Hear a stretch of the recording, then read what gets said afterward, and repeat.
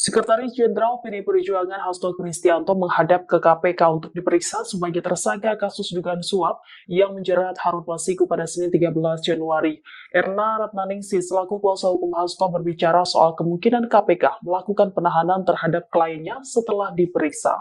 Erna menekankan penahanan terhadap Hasto Kristianto merupakan kewenangan dari KPK. Namun demikian, ia mengingatkan KPK harus mematuhi pedoman atau aturan dalam proses penahanan. Erna menegaskan bahwa KPK harus tunduk kepada UU Administrasi Pemerintahan dalam melakukan tindakan hukum. Selain itu, Erna juga ingin agar KPK bisa melakukan tindakan hukumnya yang sesuai dengan KUHP.